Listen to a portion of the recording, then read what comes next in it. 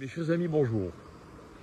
Le sujet dont je voudrais vous parler aujourd'hui est certes lié aux parachiotes que nous lisons en ce moment, mais c'est un sujet essentiel, central dans nos vies et qui nous concerne, je crois, encore plus dans la génération dans laquelle nous nous trouvons et dans les événements qui se passent un peu partout dans le monde.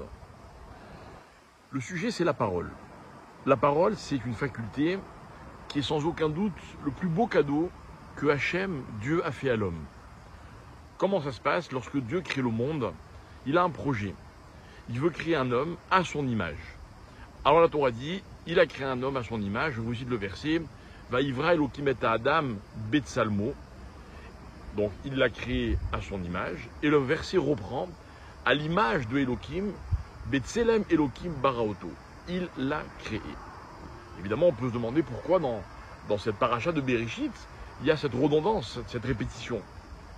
Les maîtres ont expliqué qu'en fait, ce que l'on sait de Dieu, c'est que c'est un créateur. C'est la première chose que la Torah nous dit. Au commencement, Dieu a créé, Elohim. La deuxième chose qu'on sait de Dieu, c'est que Dieu, pour créer, il a parlé. Yomer Elohim Yehi. Et Dieu a dit que soit. Alors, chaque fois qu'il a dit que soit, eh bien ça a été. La lumière, que la lumière fut, que la lumière soit, et la lumière fut. Cette parole qui lui a permis de créer le monde, il l'a fait cadeau à l'homme.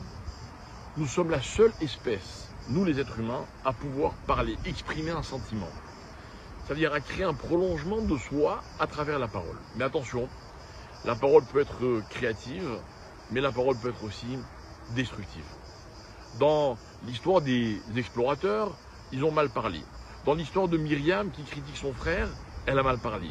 Dans l'histoire de Korach qui remet en question l'autorité de Moshe, il a mal parlé.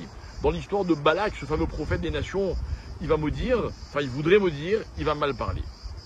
Mal parler, c'est donc aller à contresens du projet de Dieu pour l'homme, mais pour le monde tout entier. Mais je voudrais qu'on aille un petit peu plus loin. Lorsque Dieu crée le monde, il parle pour créer. Nos maîtres se demandent, et je vous soumets la question, mais pourquoi Dieu choisit de créer le monde par la parole? Il avait d'autres outils à sa disposition. Il y a beaucoup d'explications, je vous en propose une. Personnellement, je la trouve magnifique. Lorsque Dieu crée le monde, il aurait pu créer un monde qui soit fonctionnel.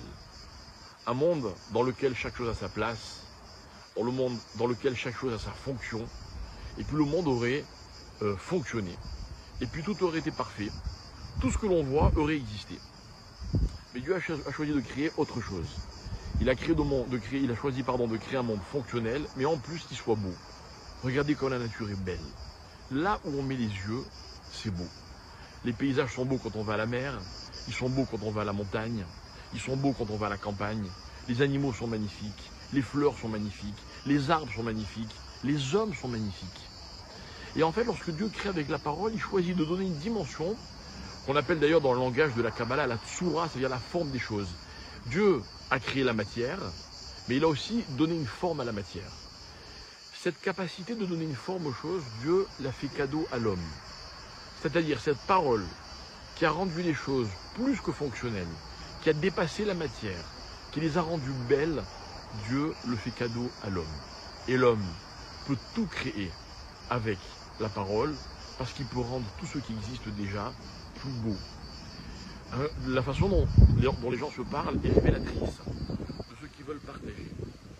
Vous avez des gens qui savent bien parler. Ce qu'ils y gagnent, c'est quoi? C'est que le monde qui les entoure, le décor dans lequel ils vivent va être un décor plus beau. Si je m'habitue à bien parler aux gens qui m'entourent, eh bien je les rends beaux. C'est vrai, quand vous dites du bien à quelqu'un, il se sent mieux. Comme il se sent mieux, il dégage une expression qui est justement une beauté intérieure qui vient de ce qu'il est bien dans sa peau. Vous savez, nos maîtres disent que toutes les filles juives sont belles. C'est la Gemara qui le dit. Et c'est vrai que un mari, par exemple, lorsqu'il est marié avec sa femme, peut-être qu'au début il la trouve belle, mais plus le temps passe, et plus s'il veut, il peut la trouver belle. Comment? En lui parlant agréablement. En créant cette beauté dont il est capable grâce à sa parole. Évidemment, j'ai pris l'exemple d'un homme pour sa femme, mais c'est exactement pareil en sens inverse. On peut rendre nos enfants beaux quand on leur dit des choses qui les rendent plus beaux. Et en fait, la force de l'homme, c'est celle-là. c'est de rendre les choses belles. Vous savez, à titre d'exemple, je n'engage que moi dans ce que je dis, mais mon père, Zecher Tzadik Livracha, était très fier lorsqu'on venait lui dire que deux personnes s'étaient connues à ses cours et qu'ils avaient donc décidé de se marier. Il y avait l'impression que c'était un vrai aboutissement de ces cours. Et c'est vrai qu'il y a eu énormément de mariages dans les cours. Et moi je me suis toujours demandé, est-ce que les cours, c'est le meilleur endroit pour rencontrer son conjoint? Finalement, les hommes et les femmes sont séparés dans les synagogues, on est là pour écouter le rabbin. J'ai trouvé l'explication. L'explication, c'est que je suis sûr que dans les cours que donnait mon père, lorsque les gens se regardaient, ils se trouvaient beaux. Parce qu'avec des paroles belles, on a l'impression que tout ce qui nous entoure est plus beau. Et en fait, je voudrais qu'on soit conscient que cette force, nous la possédons. C'était une faculté que possédait seulement Dieu, et il l'a donnée à l'homme, après avoir créé tout le monde.